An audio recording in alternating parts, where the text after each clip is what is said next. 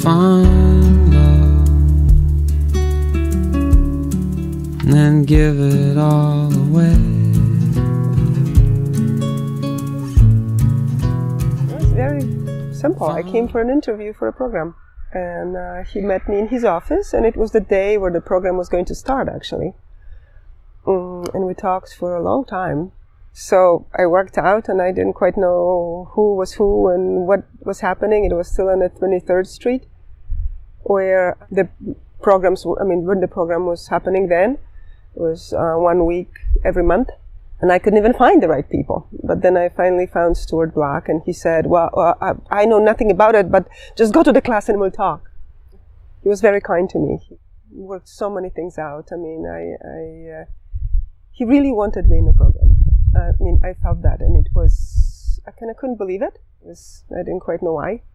But that's how it started. When I came in and when I met him, first of all, I was 28 years old. So I was a kid in many ways. But, I also came from a very different background. And this kind of openness and welcoming and love was new and very intriguing to me.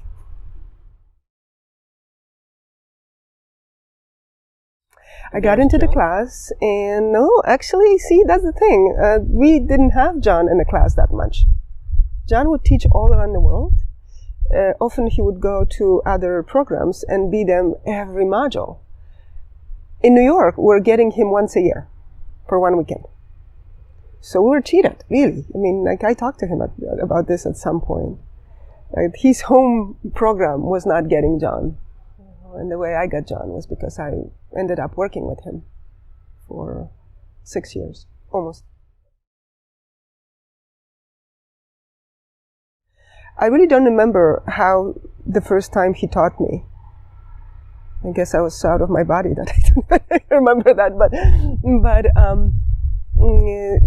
I know it was just like everybody was waiting for it. Everybody was waiting for a weekend with John.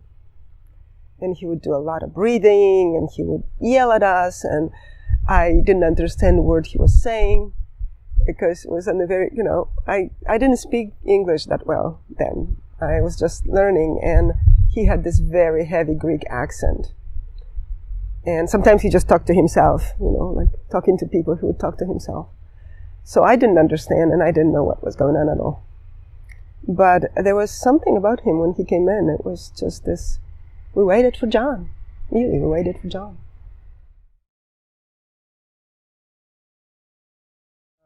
Before I ever got to work with him as a client, I was asked to work for him as his secretary, assistant, and all sorts of go-for things. Stuart actually asked me to fill in an opening for John's secretary. And I said no for the first time I said absolutely not. I cannot do that, and I will not do that. And I don't know, I was just like working with John, and I didn't know how to type, and I didn't know anything. And they came back next year. It was like a year passed, they found somebody else who resigned after a year, and they came back after a year, and I just couldn't say no again. So I started, even though John, I know he had his misgivings. Stuart was very sure that he wants me there. And John had his misgivings because he was like, whoa, I don't speak English, she doesn't speak English, how are we going to even, speak to people if we don't speak English? But eventually he kind of gave me a shot. And I remember one of the first letters, because he would talk and I would have to write down letters. I'm not a very quick writer, and it was just, stressful for me, but probably funny if you look at it from outside. But I remember one of the first letters I wrote for him, probably like the first week of job, was I misspelled the word soul. And I spelled the shoe sole as opposed to the soul. And I remember him laughing hysterically. He just started laughing and laughing and laughing. So he said, this is the essence of soul. But somehow it broke something. That soul thing kind of changed something. And I think we just somehow, I don't know. I love him dearly. And I know he loved me. So it started, the trust started right away, I think. I was always very dedicated to him and to really helping him. I mean, I don't quite know how it happened, but I kind of like immediately took on the job of protecting him somehow. I would just really make sure that he had what he needed. And I think he got it very quickly and he appreciated it. And he could be demanding, believe me. He was very demanding at times. You know, it was the official secretary, John's secretary position. But I did a lot of things with him. You know, I took workshops with him, and right after I finished training, I started assisting for him.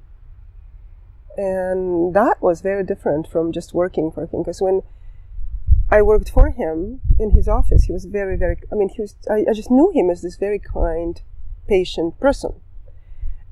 When you go to a workshop with him, he was still kind and patient to his, to the workshop participants most of the time. But to us, the assistants, he could be very short and very sharp and quite unkind at times. You know, he just was like, kind of assumed that we were supposed to read his mind and do or whatever, already something that he just thought of. So it was just like this really, nervous energy a lot of times in the beginning. And then later we just got to know him and there were arguments. We really fought.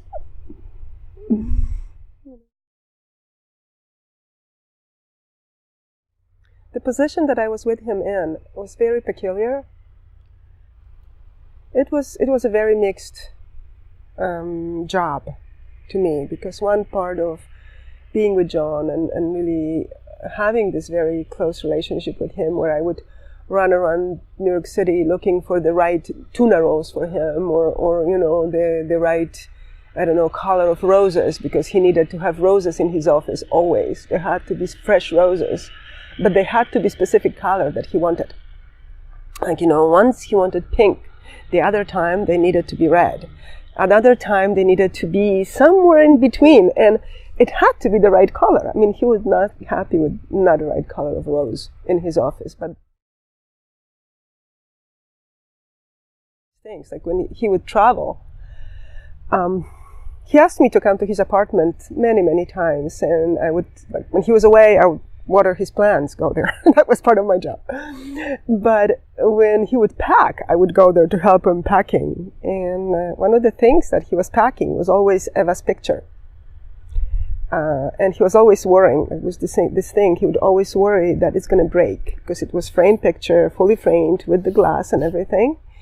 So he would, that was the most important treasure he carried. He wanted to make sure that it's going to be on top of the luggage, but it wouldn't break.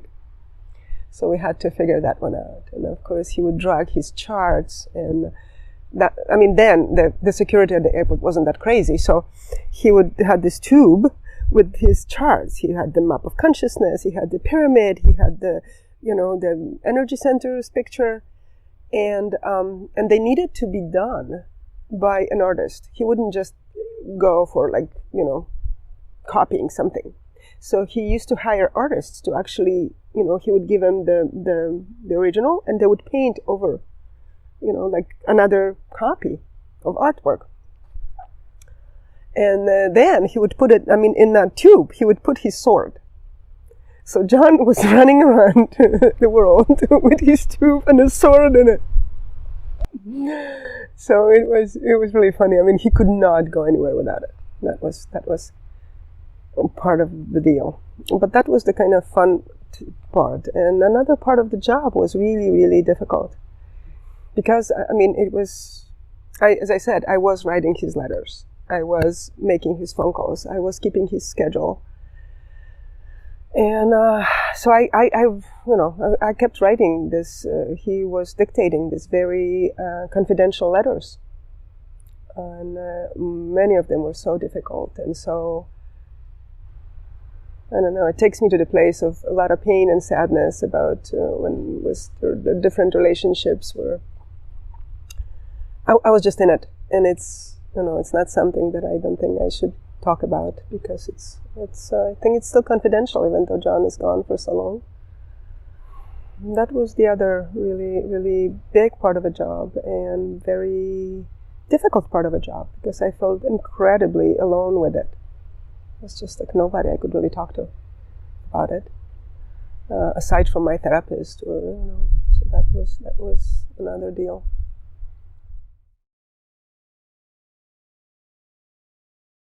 Just a story from assisting him at a workshop. He would always require people write bios when they would sign up for a workshop, and he would really screen the people who'd come in. He would look at the bio, he would write it, he would kind of assess it, and he would say no to people.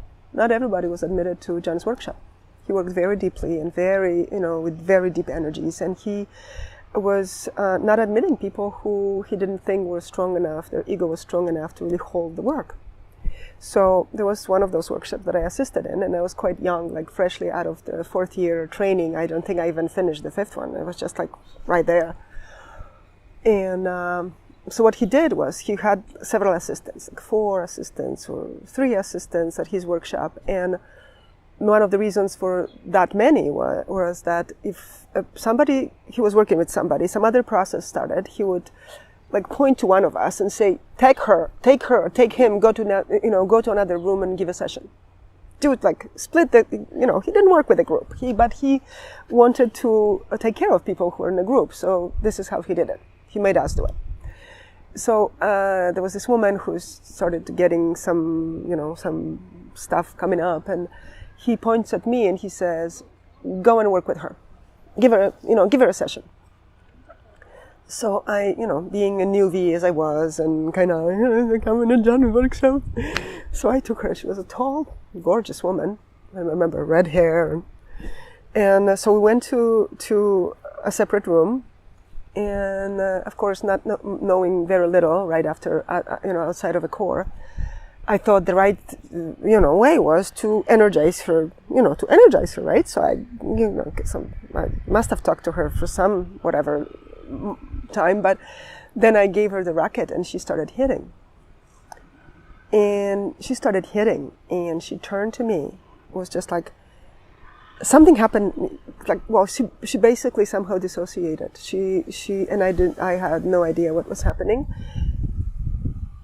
She became dangerous. Like, she turned to me with completely different, changed face, like really wanting to kill me, literally, like turn against me. The racket was no longer the thing on the cube. She just turned to me with the racket. And I remember standing there, and really, in that split of a moment, I understood I was in danger. I was in absolute danger. And I didn't know what to do with it. And she was between me and the door. So anyway, after a while, my colleagues figured it was too long, and somebody knocked on the door, and everything ended up all right. But when I told him about it, that's the point. When I told John about it, he was so, I don't even know, shocked might not be a good word here. It's not a good word, but he was so deeply disturbed by what happened. And he was very apologetic. He apologized to me so many times that he put my welfare in danger. He really, he started, and then we looked at the bios and he read it, and it was the one bio he missed within the whole bunch of bios, maybe like 30 people. He did not read the bio. After he read it, he said, he basically diagnosed her. He said, it was not, he would have never admitted her.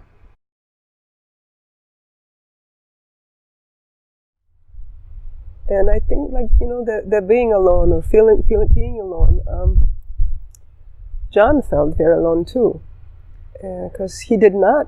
He had people who adored him, who revered him, who followed him, who looked up to him, but he really didn't have friends, like friends that he can sit and just be neutral and talk about stuff with.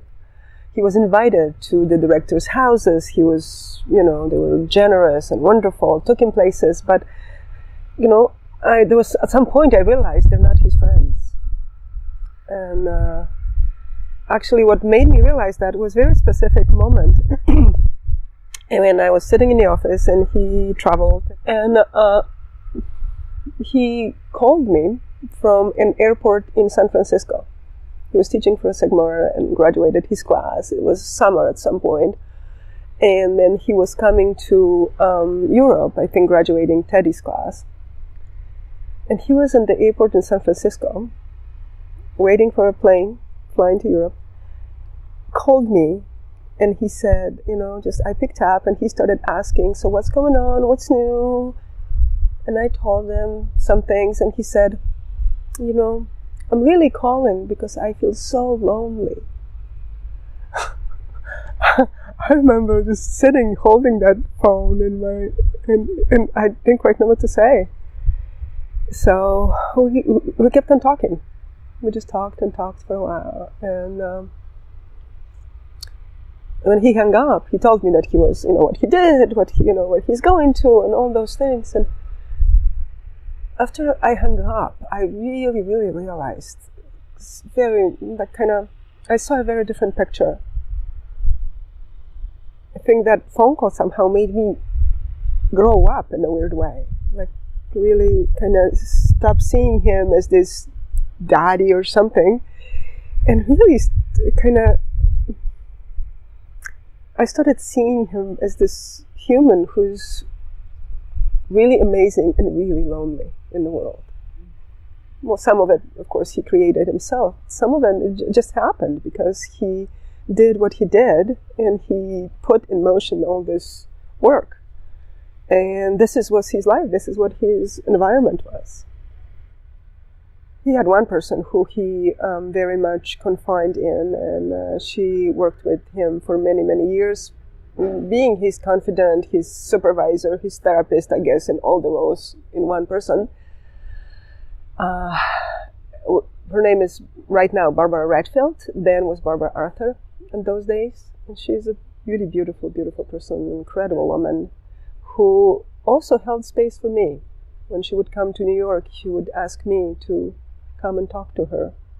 So I could just be there and cry and rage and do all the things that I couldn't do anywhere else. That of the stuff that were coming out from what I was doing.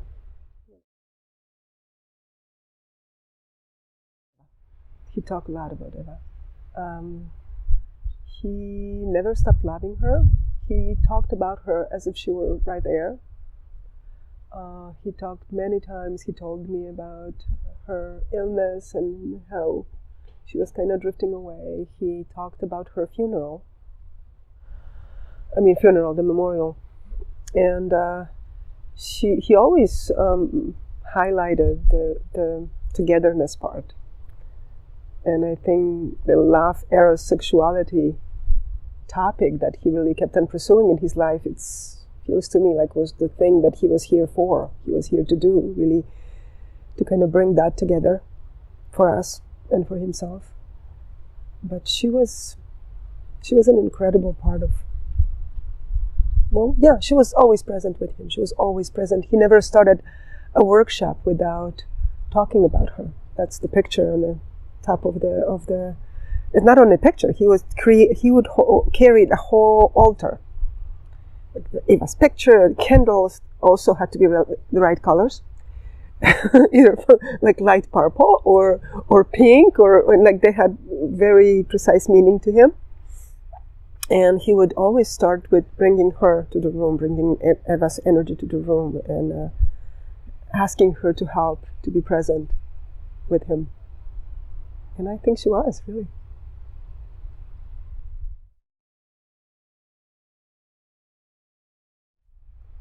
I was there when his daughter Eva was dying. He really kind of left them when they were really small, and he worked very hard on rebuilding the relationship with them. So I was there for much of it. Also, of course, again, making phone calls and arranging dinners with the daughter who lives in New York, and also, but like what I remember really, really. But it's kind of imprinted in my heart is his calls to his daughter who was sick, who was ill. She had multiple sclerosis. Also Eva. And she was dying in California in a hospice. And when I started working for him, she could still speak, so they would have conversation, and then the speeches, her speech deteriorated to the extent I couldn't understand her anymore.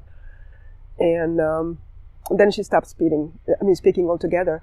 But he would always do the same thing. Wherever he was, he would make a phone call and he would speak to her for about 40 minutes up to an hour.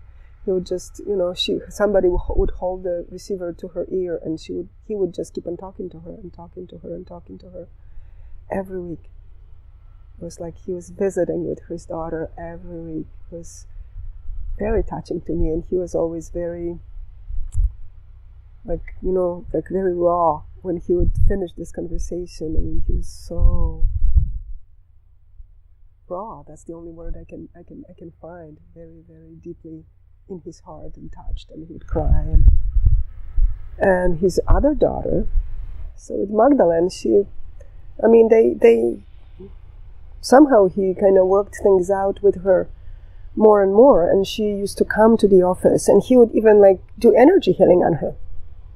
I remember just before his death, he ordered, somewhere online, he ordered this, little stones or pieces of glass, I don't know, that they have different colors, that you would put them in different chakras and kind of work with the energy around it. And I remember he ordered them specifically to work with his daughter and his daughter's chakras and his daughter's energy. He brought this little kind of felt bag to the office, and he said, "These are for Magdalene." So she would come, and they'd actually spend time in his office, and they would go for dinner, and she would come to his house, and it was getting really, really, really nice at the end. I was so happy for him, and he was cherishing it. He was thrilled when they could meet, and she had time for him, and it was so important to him. And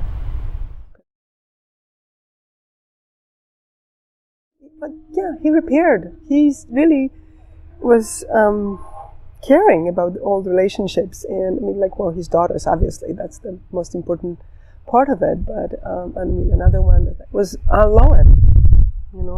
Before, it's for years when I just started working with John, he would never even mention him, and if he would mention, it was just sort of thing. But then later, he started talking about him very differently, and he kind of wanted from a very deep place, wanted to somehow, I don't know, he wanted unity.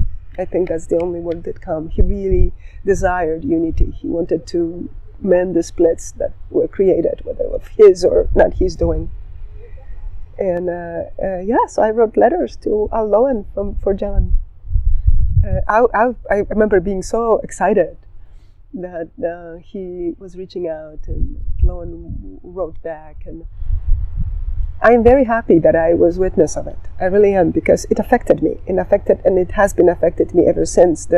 John's desire to mend the two,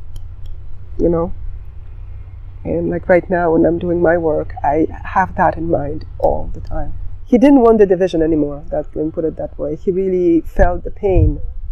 He talked a lot about the pain in division. And so he wanted unity. There was a meeting. I have to admit, I don't remember the exact, I know that it happened, but what was the surrounding of it, I really don't remember. I know John came and he said I don't even remember if it was the meeting of the two of them, or if there was a larger meeting and they just met on it. I really don't remember. I know they had dinner together, at least once, that I know, because John was actually the one reaching out. And Lowen responded, and his secretary called, and we created, she was a really wonderful lady. We talked, both of us so excited. And they did have a meeting. So I'm not quite sure whether the pictures are from the meeting, from that dinner, or from some other event. I really don't know. And there was this kind of peaceful, wonderful atmosphere in it. And as well, John was an incredible therapist, and he couldn't speak very well, and he couldn't write very well, and he certainly could not hold organizational and financial stuff together. So with him being so amazing in so many different things, there were other parts that were just like totally he was not interested in.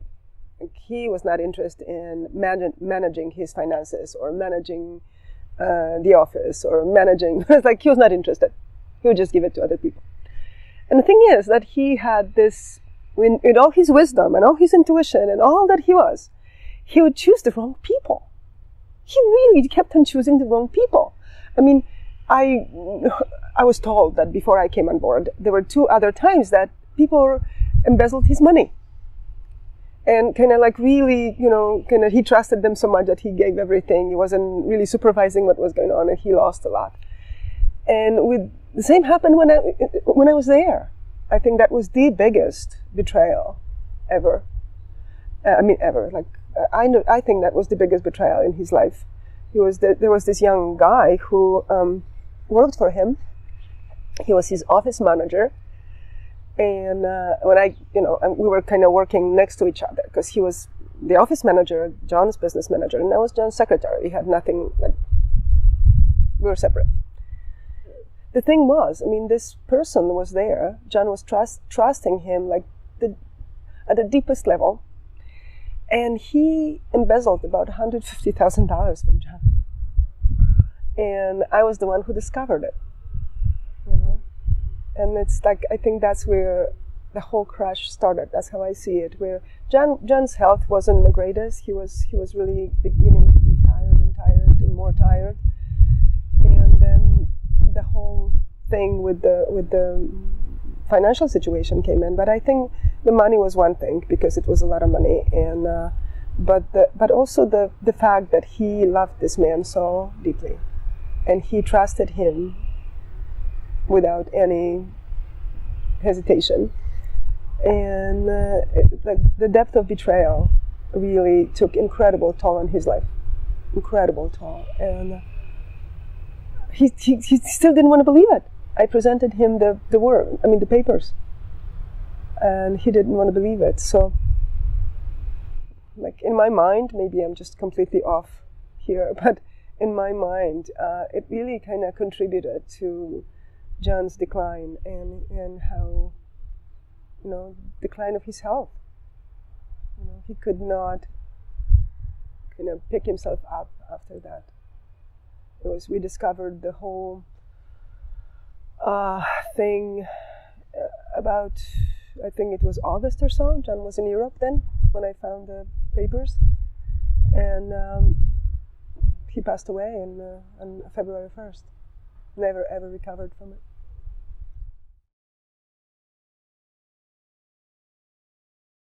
Working there was becoming increasingly more and more difficult, and I really wanted to leave so many times, and I kind of couldn't leave him, and then I wanted to leave again, and I couldn't leave him. So, of course, when the whole betrayal thing happened, and the police and the district attorney, and we had to file reports, and I was the main witness, and it was just, I really didn't want to be there, but I knew there was no other. I literally felt like there wasn't a choice. I know that you always have choices, but I don't think I did at that moment. It was just like I was there, I was a part of what was there. Anyway, I was going to my therapy twice a week at some point because I couldn't hold the whole thing. And so I was working on quitting, basically. That was my thing. I was working on quitting the job with John. And, was going back and forth. I was almost ready, and then I went there, and John needed me, and I just kind of fell in, and it was going back and forth, back and forth. I don't think I said that, in the forum anywhere before. But the day John died, I came into work to quit.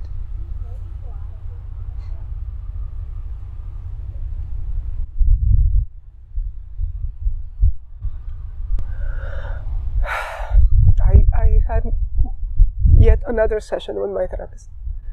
And the decision was, I just can't do it. I'm not serving anybody. So I never got to do it because he never came to work. And I remember sitting there and his patients coming and not knowing what to tell them and kind of having this really horrible feeling in my gut that he wasn't answering the phone. I kept on calling his home, he wasn't answering the phone, And eventually I just called Stuart a few hours into the day, like maybe around noon or something. I said, something is really wrong. And I don't remember how it exactly happened. I mean, no, I called his daughter first. I spoke to Magdalene and she wanted me to keep her updated. She kept on calling him. We couldn't get a hold of him. And then I called Stuart. And she went there and, she found out that he was gone. He wasn't alive anymore. And I was just sitting there. I mean, I couldn't even leave the office. It was just, I was sitting in the office, like holding a post of some sort. I remember Magdalene asked me, she was taking a cab and going to his house, and she asked me if I can go with her. And I literally could not leave the office. I was just like, I can't. I have to be here. There's no logical explanation of why I felt that. I don't know what happened. I was just needed to be there, like waiting for him to come or something. He was gone, and it was official, and only like 3 people knew for first few hours before the official announcement. And it was really tough. It was really, really hard in so many ways. I mean, I've gone through my personal process of, wanting to quit and not quitting, and kind of like whatever. It was a lot of stuff and my thing, but it was also kind of very. What happened then was Stuart came in and I asked him, so what do we do with this? But meaning the space, the office. It was John held the lease. It was his office, but there were other rooms. We were a center. We were also a center. There was like the original setting of the institute, but then the institute grew and went out, but the space was there. So I wanted to know what are we going to do? What's going to happen to this place? And Stuart says, getting rid of it. I remember the place inside that said, there's no way. There's just no way this is going to happen. I don't know why I felt that way, really, because I didn't want to work there. But something shifted in that very moment where I basically said, this is not going to happen. John needed it, he wanted it, and this is going to go on.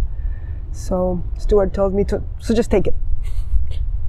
I didn't want to take it. I didn't want to be I didn't want to run a center in New York. So I held the post that I couldn't leave before.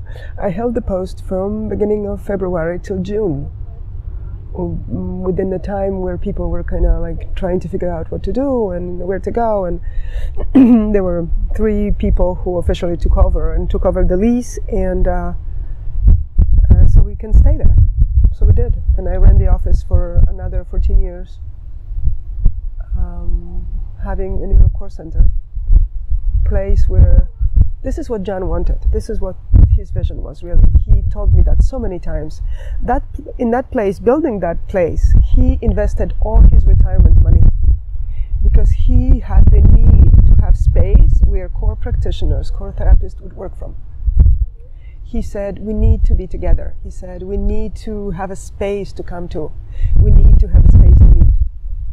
He said that so many times to me, that I guess that somehow was so encoded in me that I didn't let it go until 2 years ago, where it felt right to let it go. Where, that was part of it, and another part of it was all the things that were happening between the institutes and the directors, and I got disengaged for a long time. I worked for New York Institute for a few more years, teaching there, but I really stepped away from all the international dynamics in politics, and I had a lot of, I still have, well, no, that's not true. I did have a lot of pain and sadness about it, and I was pissed. I was really, really pissed at the people who were there and who I had my opinions about didn't do what I thought they should have. So it's different now. And I think, like, you know, I was walking around here, and we had a directors meeting last night, and sitting in that group of people and kind of looking around. John is so proud. Yeah. I think whatever happens, I mean, we do something right. It's like after all these years, we still come together and we are better. You know, like people doing their stuff in their own little corners, but then there's like this kind of incubation period of some sort, and then coming out again and being better, really being better. So I think that's what John left us. You know, that's what he really created, and I won't know this is what he would have wanted. It's like he didn't know how to do it. He didn't know how to do a lot of it. He didn't know how to do the uniting part. He didn't know how to confront people. He didn't know, you know, or maybe he wasn't willing to. I don't know. But this is what he wanted. I'm absolutely convinced. He wanted the unity. He wanted the growth. He wanted the new information coming in.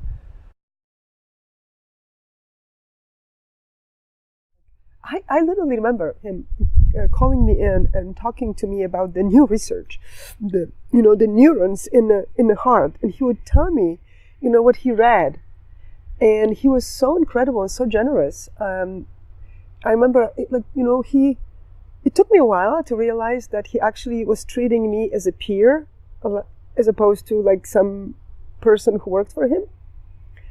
And he would share with me his discoveries, like his observations. He would be so excited, just run in. And, you know, he was wearing this long, nice coat in the winter, and his hat, and his glasses, and his nice gloves.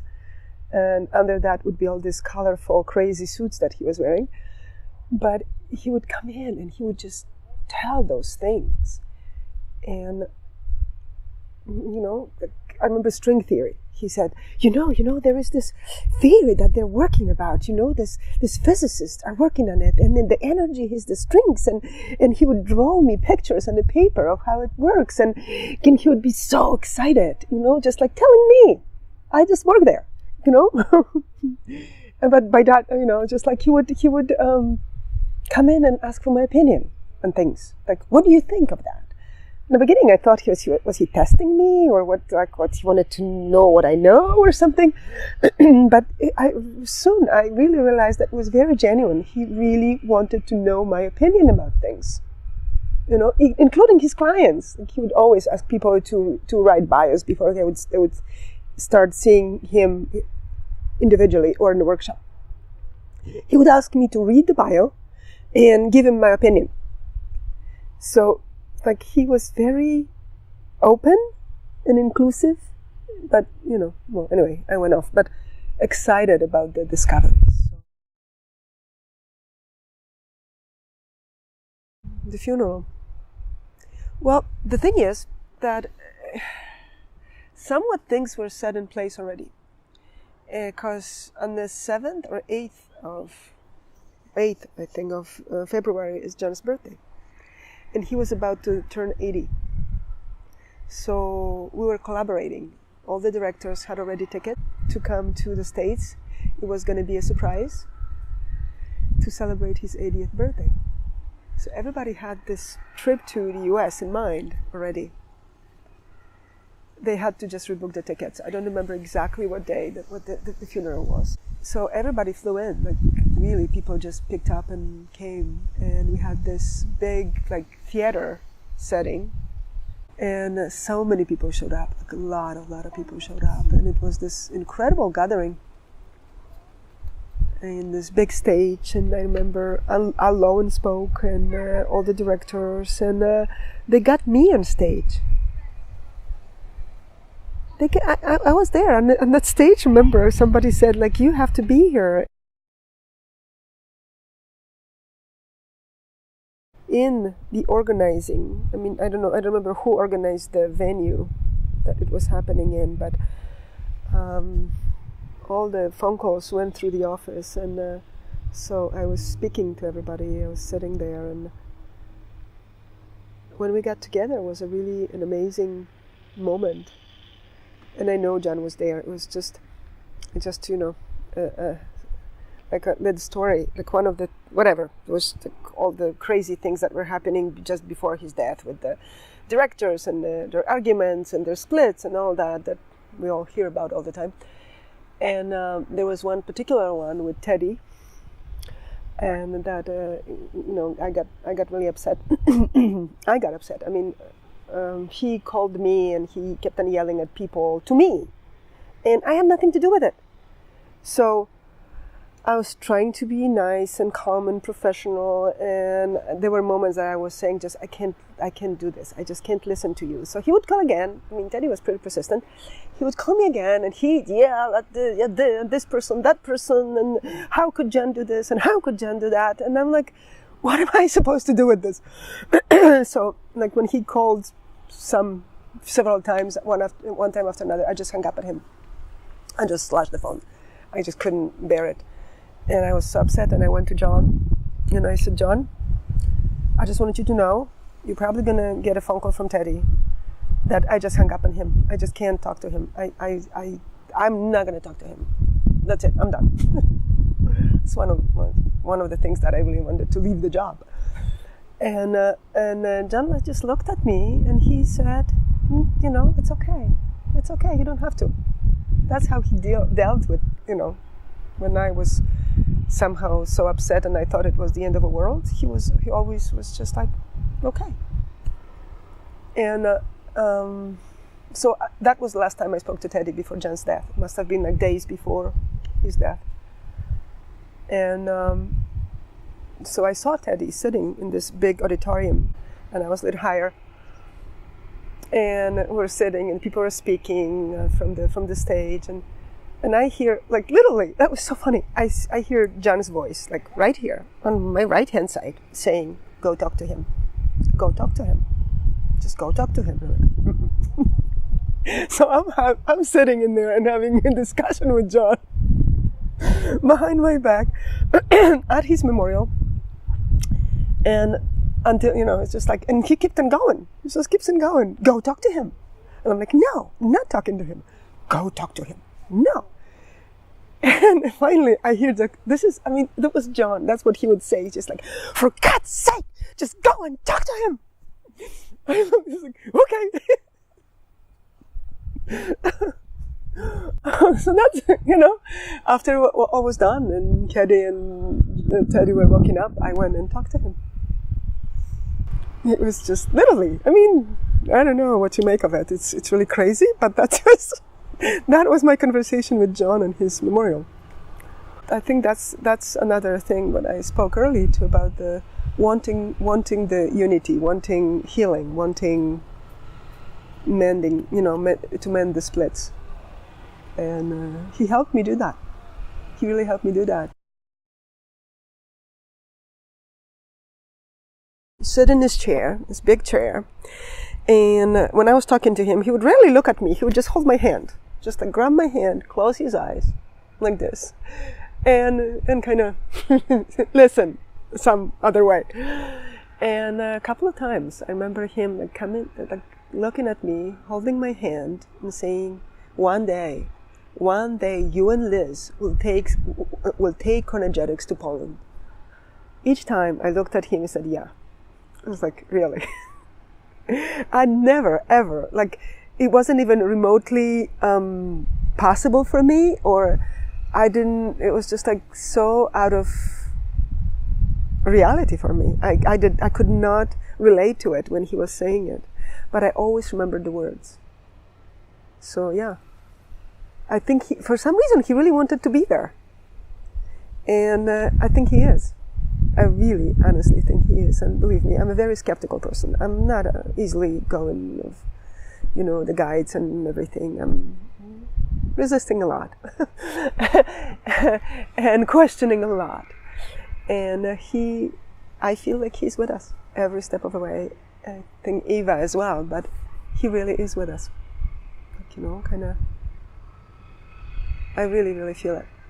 It's like almost feels like his words maybe then, the 20 years ago or so, and set some energy in motion that I feel like literally right now I'm just following that energy. I don't do anything. I just had to catch up. Just have to catch up with what's already happening. And I think, I don't know whether it was wishful thinking for him but it was twice. I remember very clearly twice him saying that to me. Holding my hand and squeezing it. Squeeze your hand. And, and look at this. And, as brilliant as he was. Yeah.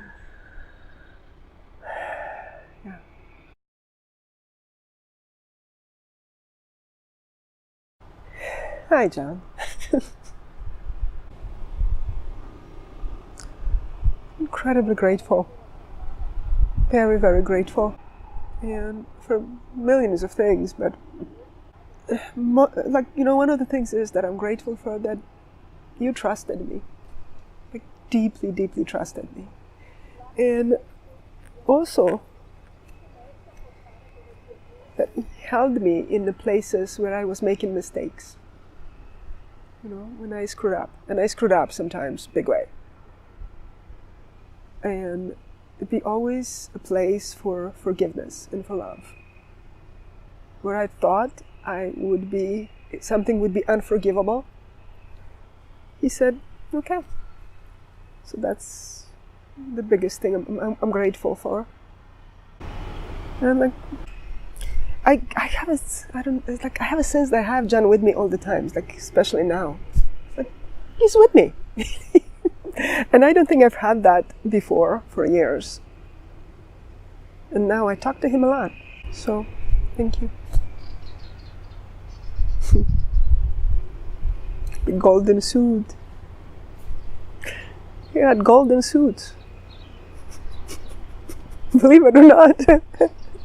And purple scarves.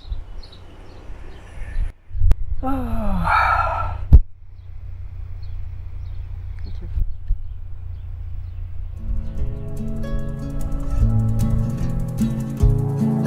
Find love, then give it all